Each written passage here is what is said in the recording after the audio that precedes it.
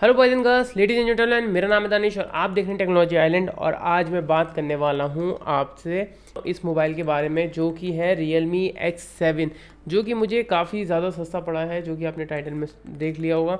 और वो मुझे कैसे पड़ा वो मैं बताने वाला हूँ, और मैंने ये क्यों लिया, वाई मतलब क्यों मैंने ये मोबाइल लिया, उस बारे में हम थोड़ी सी गुफ्तगू करेंगे। उस बारे में हम थोड़ी सी बातचीत करेंगे कि ये मुझे कैसे पड़ा, कैसे ये 27,000 का मोबाइल मुझे कितने का पड़ा, तो वो उस बारे में हम बात करेंगे इस वीडियो के अंदर।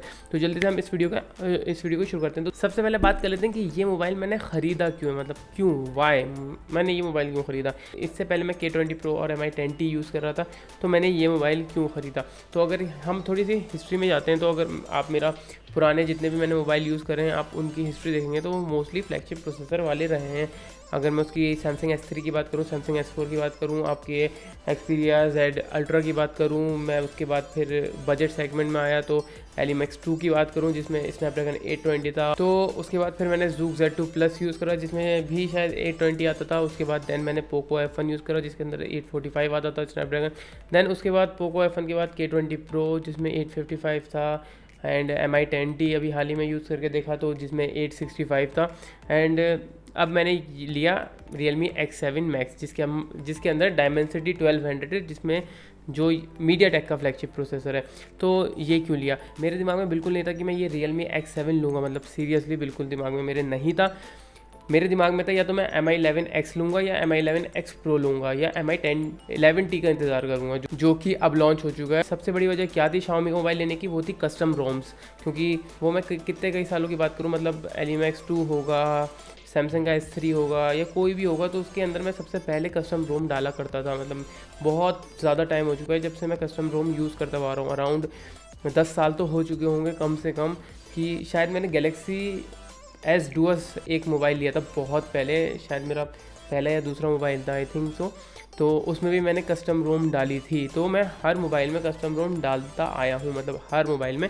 और मुझे ये जो कंपनी की तरफ से UI आती हैं जो आप देखते हैं, जैसे ये Realme UI भी है, तो मुझे, मैं इनका मतलब कोई ख़ास शौकीन नहीं हूँ। मुझे जो आपकी रियल एंड्रॉयड होता है ना, जो प्योर एंड्रॉयड होता है, वो ज़्यादा अच्छा लगता है। तो पहले मैं साइनोजन मोड यूज़ करता था, फिर वो लीनेज OS हो गया, फिर रिसरेक्शन रिमिक्स भी आई थी, AOSP एक्सटेंडेड, और आपका क्या नाम है, पिक्सल एक्सपीरियंस रोम, मतलब बहुत सारी रोम्स आ चुकी हैं अब तक। और पिक्सल एक्सपीरियंस रोम आज के टाइम में मेरी फेवरेट है, तो मैं वही यूज़ करता था। MI 11T हो, K20 Pro में तो अभी भी पड़ी हुई है, और भी कई सारे जितने भी मैंने Poco F1 में ही पिक्सल एक्सपीरियंस रोम यूज़ करता रहा था मैं, तो सब मोबाइल में मैं यूज़ करता रहा हूँ। तो इसी वजह से मैं MI 11X या MI 11X Pro यूज़ करने की सोच रहा था कि ये ले लेंगे। बट वो मेरा इरादा बन रहा था लेने का कि चलो वो ले लेंगे, लेकिन यहाँ पर मुझे बहुत अच्छी डील मिली Realme X7 पे, जो कि मैं जैसे भी, मतलब मैं इसको मैं ठुकरा नहीं पाया कि जो मुझे ये डील मिल रही थी। मैं MI 11X मतलब मुझे वो मोबाइल ज़्यादा अच्छा लग रहा था, लेकिन जो ये डील मुझे ये दे रहा था, मैं चाह के भी अपने आप को रोक नहीं पाया कि भाई इतनी अच्छी डील है और ऐसा मोबाइल इतनी अच्छी डील में मिलना इज़ नेक्स्ट टू इम्पॉसिबल है। तो मैंने फिर ये ले लिया, जबकि MI 11X Pro मुझे अराउंड 28,000 रुपये का मोबाइल था, 5,000 का एक्सचेंज मिल रहा था। अगर मैं कोई पुराना मोबाइल एक्सचेंज करूँ, मेरे पास पुराने मोबाइल थे तो मैं एक्सचेंज कर सकता था। और साथ में मैं SBI का क्रेडिट कार्ड यूज़ करता तो मुझे 2,000 का और मिलता, तो 7,000 रुपये का डिस्काउंट मिलता, जो कि वो 21,000 रुपये का मोबाइल हो जाता, जो इस टाइम अभी हाल ही में 30,000 रुपये का चल रहा है। तो वो मुझे 21,000 रुपये का वो पड़ता, अभी सेल आई थी लास्ट, तो उसमें ये पड़ता। लेकिन ये जो मुझे पड़ा है ये उससे भी सस्ता पड़ा है। वो कैसे है मैं आपको बताता हूँ। मुझे ये मोबाइल अराउंड, ऑफकोर्स आपको पता है कि अभी हाल ही में इसमें 6,000 की ऑफ़ आई थी, पर 6,000 की ऑफ़ मुझे वैसे नहीं लेनी थी जैसे डायरेक्ट लेना होता ही है। मेरे पास फ्लिपकार्ट का स्मार्ट ग्रेड प्लान वहाँ पर दिखा रहा था, लेकिन वो स्मार्ट ग्रेड प्लान में 6,000 ऑफ नहीं दिखा रहा था समाउ, मतलब वो दिखा ही नहीं रहा था। मैं जब भी स्मार्ट अपग्रेड प्लान को सिलेक्ट कर रहा था तो वो 6,000 ऑफ दिखा नहीं रहा था, वो फिर पूरे दिखा रहा था। तो ये दिक्कत आ रही थी। तो फिर मैंने क्या करा, मेरे पास एक पुराना मोबाइल पड़ा हुआ था जिसमें मुझे 6,000 का एक्सचेंज एक्स्ट्रा मिला, मतलब प्रीपेड या एक्सचेंज में ऑफर था ना कि 6,000 ऑफ मिलेंगे।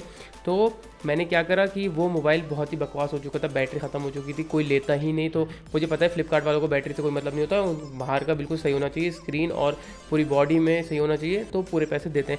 वो 8,000 कुछ का मोबाइल, मतलब अराउंड 9,000 रुपये के आसपास का वो मोबाइल एक्सचेंज में चला गया। तो एक्सचेंज में चला गया तो इसमें डायरेक्ट जो 21,000 थे उसमें डायरेक्ट 9,000 रुपये का मुझे डायरेक्ट डिस्काउंट देखने को मिल गया। और वो मोबाइल बिल्कुल बकवास था, मतलब घर में ऐसे ही पड़ा रहता था, कोई यूज़ करने वाला नहीं था और ना वो बिक सकता था क्योंकि उसकी बैटरी बिल्कुल ख़त्म हो चुकी थी।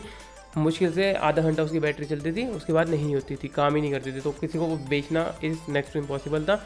बैटरी उसकी मिल नहीं रही थी, काफ़ी पुराना मोबाइल हो चुका था बाबा आदम के ज़माने का, लेकिन उसकी कंडीशन बिल्कुल सही थी, तो वो आराम से 9,000 रुपये का बिक गया। तो अगर आप देखेंगे तो ये 27,000 से सीधा मुझे 9,000 रुपये कम हो गया, जो कि इसका रेट हो गया 19,000 रुपये। 6,000 रुपये इसका डिस्काउंट और 3,000 रुपये का वो बकवास बिल्कुल, जिस मोबाइल के शायद मुझे कोई 1,000 रुपये भी नहीं देता, उसके मुझे 3,000 रुपये मिल गए। तो वो ये 9,000 रुपये हो गए और 27 की जगह मुझे 19,000 रुपये का ये मोबाइल पड़ा। लेकिन यहाँ पर मैंने अभी तक 19,000 रुपये दिए नहीं है, क्योंकि स्मार्ट अपग्रेड प्लान में आपको पूरे पैसे नहीं देने पड़ते हैं। अभी मैंने इसके सिर्फ 10,000 रुपये दिए हैं, ओनली 10,000 रुपीज़।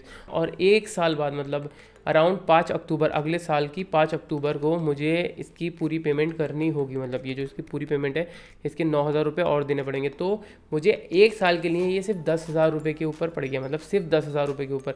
अब मेरे पास दो ऑप्शन होंगे एक साल बाद की, या तो मैं इसको अपग्रेड कर लूँ, मतलब इसको एक्सचेंज कर लूँ फ्लिपकार्ट से और नया मोबाइल ले लूँ, जो भी प्लस माइनस होगा उस हिसाब से देख लूँगा, या फिर मैं एक साल बाद 9,000 रुपये दूँ। तो यहाँ पर मेरा मतलब बिल्कुल एक बढ़िया सा हो गया कि भाई ये मोबाइल है, ये मुझे एक साल का सिर्फ 10,000 रुपये का पड़ा है, सिर्फ 10,000 रुपये का। अब एक साल बाद मैं देखूंगा कि मुझे 9,000 रुपये देने चाहिए कि नहीं देने चाहिए। अगर मुझे सही लगेगा तो मैं दे दूंगा, अदरवाइज़ इसको अगर मुझे कोई अच्छा ऑफ़र मिला एक्सचेंज का, जो कि किसी किसी मोबाइल पे मिलता रहता है, तो अगर वो मिला तो वहाँ पर मैं एक्सचेंज करके नया मोबाइल ले सकता हूँ। तो यहाँ पर ये मुझे इस तरीके से सिर्फ ये मोबाइल मुझे एक साल के अंदर सिर्फ 10,000 रुपये का पड़ा है, सिर्फ 10,000 रुपये का। लेकिन ये मोबाइल मैंने क्यों लिया है? पहली बात, इसमें फ्लैगशिप प्रोसेसर था, इसमें 8 GB की रैम थी, जो कि काफ़ी अच्छी है, और ऊपर से इसके अंदर 7 5G बैंड्स थे। तो बाई चांस अगर मैं इसको ऑपरेट नहीं करता हूँ, इसको चलाता रहता हूँ और एक साल बाद पूरे पैसे दे देता हूँ, तो भी जिसे बोले मैं इसको अच्छे से यूज़ करूँगा, क्योंकि इसके अंदर प्रॉपर 5G बैंड्स हैं। तकरीबन 7 5G बैंड्स हैं, जो कि आपका मतलब 5G बड़े अच्छे से चलाएंगे। ये नहीं कि 1-2 5G बैंड्स हैं। ऊपर से मुझे एक और चीज़ बहुत अच्छी लगी, मैंने अपने दोस्त के भाई को दिलवाया था ये, तो ये बहुत ज़्यादा कॉम्पैक्ट लगा मुझे। वो बहुत बड़े बड़े फॉर्म फैक्टर वाले मोबाइल यूज़ करना अच्छे नहीं लगते कि भाई जो हाथ में ही नहीं आए, ये वन हैंड से मैं बहुत आराम से ऑपरेट कर सकता हूँ पूरे मोबाइल को। तो ये सबसे बेहतरीन चीज़ लगी मुझे। अभी हाल ही में मैंने MI10T यूज़ करा था, वो बहुत हैवी था, मतलब काफ़ी भारी था, वो शायद 214 ग्राम का मोबाइल था। ये उससे काफ़ी ज़्यादा हल्का है, मतलब सीरियसली काफ़ी ज़्यादा हल्का है। इसकी जो बैटरी है वो 4500 mAh की है, MI10T की ज़्यादा थी, लेकिन मुझे कोई फ़र्क नहीं पड़ा क्योंकि सुपर फास्ट हो रहा है भाई। 65 वाट का चार्जर है इसके साथ, और ये 55 वाट की चार्जिंग सपोर्ट करता है। तो भाई बहुत तेज़ चार्ज हो जाता है, सीरियसली 10 मिनट की लगाता हूँ, कहाँ का कहाँ पहुँच जाता है चार्ज होके। तो बैटरी का तो कोई इशू मुझे इसके अंदर देखने को नहीं मिला। इसके कैमरास भी अच्छे हैं, ऊपर से इसका डिज़ाइन, पीछे पॉलीकार्बोनेट है, लेकिन मुझे पॉलीकार्बोनेट ज़्यादा अच्छी लगती है। एक तो प्लास्टिक हीट कम होता है, और साथ ही में क्या कहते हैं, स्क्रैचेस बहुत ही कम आती हैं। मुझे बस यहाँ पर डियर टू लीव की ब्रांडिंग इतनी अच्छी नहीं लगी, लेकिन मैंने रैपकार्ट से या रिगियर से, पता नहीं किसी से मैंने एक स्किन मंगा रखी है वाइट मार्बल की, तो वो इस पर मैं चढ़ा दूँगा। और ऊपर से इसमें एमोलेड स्क्रीन है, 120 हर्ट्ज़ का रिफ्रेश रेट है, मतलब हर एक चीज़ है, कोई भी चीज़ मुझे इसमें मिस आउट नहीं लगी है। और अच्छी बात है, इसके अंदर हेडफोन जैक भी है, जो कि आपको देखने को नहीं मिलता है। बस इसके अंदर IR ब्लास्टर होता है, क्योंकि कुछ टाइम से मैं Xiaomi का मोबाइल यूज़ करता आ रहा हूँ, तो IR ब्लास्टर की आदत हो चुकी है। तो अगर इसमें IR ब्लास्टर होता तो ज़्यादा बेहतरीन हो सकता था, बट कोई बात नहीं, रिमोट ही यूज़ कर लेंगे। और एक चीज़ हाँ बस लगी, इसके अंदर मेमोरी कार्ड का स्लॉट हो सकता था, क्योंकि मैं मेमोरी कार्ड यूज़ करता हूँ और अच्छी क्वालिटी का यूज़ करता हूँ, काफ़ी ज़्यादा 128 GB का आराम से इसके अंदर डालता हूँ, मतलब पुराने मोबाइलों में डाल रहा था, बट कोई बात नहीं। लेकिन जिस प्राइस के हिसाब से मुझे ये मोबाइल मिला है, सीरियसली ये वर्थ इट है। अब बस इसके अंदर मुझे एक चीज़ बुरी लगती है कि इसके अंदर मैं कोई भी कस्टम रोम भाई मैं नहीं डाल सकता।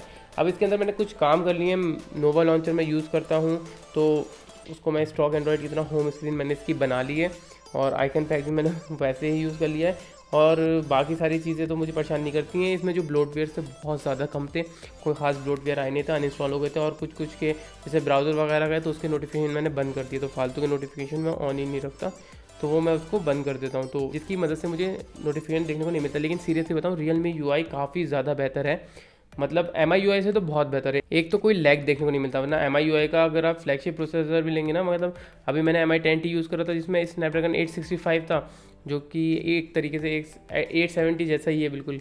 तो वो फिर भी लैग करता था। सीरियसली आपको सामने से लैग दिखता था, इसमें आपको 1% लैग देखने को नहीं मिलता, जो कि बहुत अच्छी बात है, सबसे अच्छी बात लगी। और Realme UI मुझे अभी तक की जितनी भी मैंने UI यूज़ करी है, एक सैमसंग कस्टम रोम्स के अलावा जो आपकी जैसे पिक्सल एक्सपीरियंस होती है उसके अलावा मुझे या तो सैमसंग की One UI अच्छी लगी, उसके बाद मुझे Realme UI अच्छी लगी। और सिर्फ मैंने ये Realme UI मैंने सिर्फ इस वजह से मंगा ली, मैं मंगाता भी नहीं, मेरी बहन ओप्पो का मोबाइल यूज़ कर रही थी और उसका मोबाइल मैंने यूज़ करके देखा था, तो उसकी जो UI थी वो मुझे ठीक ठाक लगी थी कि हाँ इससे काम चल जाएगा। और आपको पता है ओप्पो का जो कलर OS होता है और Realme UI मोस्टली सेम है, मतलब डिट्टो सेम है, बस नाम अलग है, बाकी सारी चीज़ एक ही है। तो मैंने यूज़ करके देखा था तो मुझे अच्छा लगा था कि हाँ इससे मैं बहुत अच्छे से काम चला सकता हूँ। बाकी अपनी जो जितनी भी ऐप्स हैं मैंने गूगल की ऐप डाल दी, जैसे जितनी भी ऐप्स मैं यूज़ करता हूँ तो सारी मैंने गूगल की डाल दी, क्योंकि आदत ऐसी हो जाती है कि क्लॉक कैलेंडर सारा वही अच्छा लगने लगता है, तो सारी मैंने ऐप्स वो डाल दी। तो मुझे मोस्टली सिर्फ स्टेटस बार को छोड़ के बाकी सारी फील मुझे होती है कि हाँ मैं एक स्टॉक एंड्रॉयड ही यूज़ कर रहा हूँ, सिर्फ स्टेटस बार को छोड़ के। लेकिन स्टेटस बार भी इनकी काफ़ी ज़्यादा सही है, उनकी तरह नहीं है, क्या नाम है आपका, MI UI की तरह नहीं है इतनी बकवास। तो बस मैंने इस वजह से लिया। और ऊपर से इसके अंदर फ्लैगशिप प्रोसेसर डायमेंसिटी 1200 है, जो कि आप कंपेयर कर सकते हैं नेक टू नेक 865 से। और गेमिंग के मामले में तो 865 से ऊपर निकल जाता है, पर मैं इतनी गेमिंग करता नहीं हूँ। लेकिन आपको इस प्राइस रेंज में इतना बेहतरीन प्रोसेसर देखने को मिले जो कि आपके सारे काम कर दे, आपका मोबाइल कहीं भी लैग नहीं करे, तो आपको और क्या चाहिए। और ऊपर से ये आपका 6 नैनोमीटर पे बेस्ड है, तो जो आपकी बैटरी है वो भी ज़्यादा अच्छी बचाता है। तो मीडियाटेक काम तो बहुत अच्छा कर रहा है, और ऐसे ही काम करता रहा तो शायद अब आने वाले टाइम में मैं मीडियाटेक के प्रोसेसर वाले मोबाइल ज़्यादा लूँ और स्नैपड्रैगन वाले कम लूँ। तो देखते हैं आगे क्या होता है। तो ये मैंने मोबाइल लिया था, सोचा आपके साथ शेयर करूँ कि कैसे मुझे ये पड़ा। तो उम्मीद है कि आपको ये बस ऐसी वीडियो पसंद आई होगी। पहली बार मैंने ऐसी वीडियो बना के देखी जिसमें बस मैं अपनी बातें शेयर कर रहा हूँ, कोई जानकारी तो मैंने इस वीडियो के अंदर दी नहीं है आपको, लेकिन बस एक नॉलेज शेयर करी कि कैसे मुझे ये सस्ता पड़ा। तो ऐसी ऐसी डील्स आती रहती हैं मोबाइल में, अगर आप चाहें तो आपको भी देखने को मिल सकती हैं, और ऐसी डीलें आप ले लिया करें। फ़ायदा पड़ता है कि भाई एक साल के अंदर सिर्फ 10,000 रुपये गए, अब 9,000 रुपये अगले साल जाएंगे, या फिर मैं अपग्रेड कर लूँगा, वो मेरे ऊपर। अच्छा मोबाइल मिला तो मेरा मोस्टली तो मेरा दिमाग यही है कि मैं अपग्रेड ही कर लूँगा अगर अच्छे में एक्सचेंज में ही गया। तो बस दोस्तों, उम्मीद है कि आपको ये वीडियो पसंद आई होगी। पसंद आए तो आप लाइक कीजिए, शेयर कीजिए, कोई भी सवाल तो नीचे कमेंट बॉक्स में पूछ सकते हैं। और आपने हमारे चैनल को अब तक सब्सक्राइब नहीं किया तो जल्दी से कीजिए, क्योंकि मैं आपके लिए ऐसी मददगार वीडियो लाता रहता हूँ। मैं मिलता हूँ आपको अगली वीडियो में, तब तक के लिए spread piece love and happiness.